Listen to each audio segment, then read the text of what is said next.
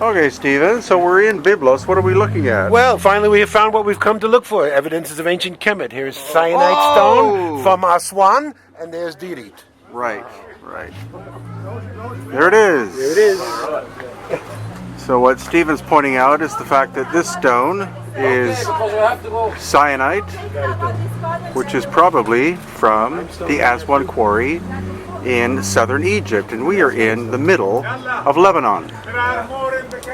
I know, but we found it. So part of the reason why we're in Lebanon, we happen to be at Byblos, which is an ancient Phoenician seaside town, and Biblos, when you translate it, means book, and of course that is where the word Bible comes from. But this site is much, much older than probably biblical times. You're going into the Phoenician times and before. So here we have Yusuf Awiyan of the Kemet School.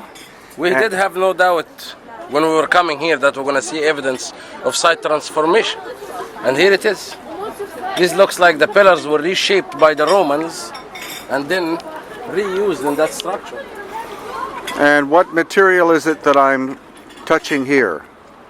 This is what we know in Egyptology is the rose granite of Aswan. We have no doubt it's the same formation.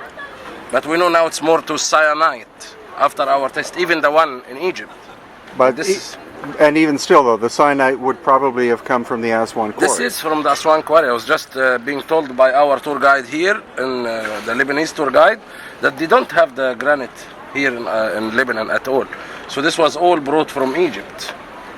And that, the distance between the Aswan quarry and here would be at least 1,000 miles. At least, and I don't believe the Roman Empire would do this. This is evidence of that we had structures here from ancient Egyptian civilization, and then it was recycled, same like what we see in Egypt when the Romans came and they recycled the stone from the same site and built with it almost also on the same site. We have many evidence that we were just looking at Al-Ashmunain and we saw the basilica from the Greco-Roman era, and we saw evidence around it that shows that it was once a temple with dynastic writings from the late period, the New Kingdom, the Middle Kingdom. So it was all inherited. The same case of what we see in Egypt. And we see here more than one type. We see gray granite and rose granite. So what Yusuf has pointed out, and it's so obvious here, because you have cubes of stone forming a wall, but then you have these circular things, and what the circular things are the remnants of ancient pillars. Now, the Greeks and the Romans were not capable of actually producing an entire pillar out of any material. They worked mainly in limestone, which is very soft, but there was no way that they were working large pillars, say 4 meters or more, and sometimes much more, out of something like this, which is gray granite, like that, or the pinkish colored material, which comes from the Aswan quarry in Egypt. So clearly we're looking at evidence, most likely, that the ancient Egyptians were here and built a site, and then after the crash of their civilization, then the later cultures came and recycled material such as this, in this case, maybe to reinforce the wall or as ornamentation, but history as we know it is being rewritten because the standard archaeological story and anthropological story no longer makes any sense.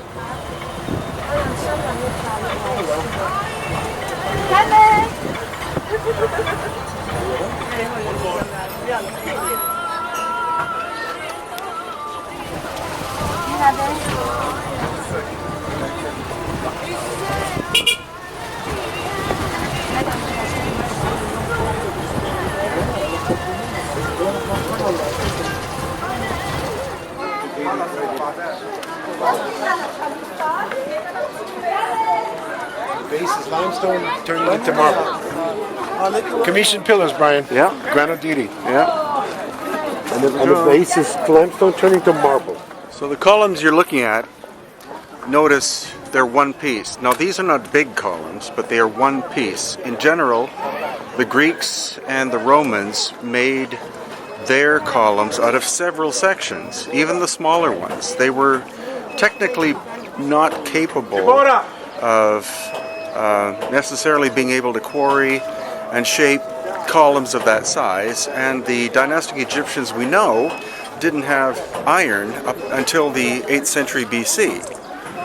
So anything older than that would have to have been the product of an older culture.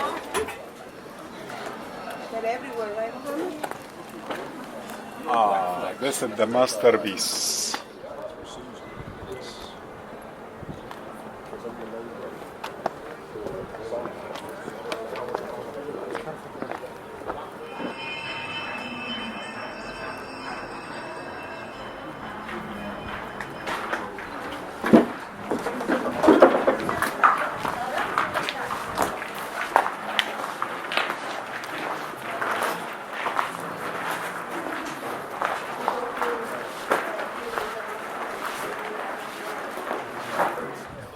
Also, these stones on the bottom are actually quite large. They say that this fortress was built by the Crusaders about 1,000 years ago. But clearly, especially when you look at that big one, in comparison to the size of people, that the Crusaders had their fortress constructed out of a much older site. Because again, you see the mix of different materials. You have beautiful cubes, and then you have rubble, and then you have megalithic-ish blocks, huge things like that. And so, like almost, well, many places we visit in Egypt, and also in Peru and Bolivia, you see obviously that cultures such as the Inca and the dynastic Egyptians were recycling older megalithic works from older cultures, which seemingly had better capability of working with stone than either the Inca or the dynastic Egyptians.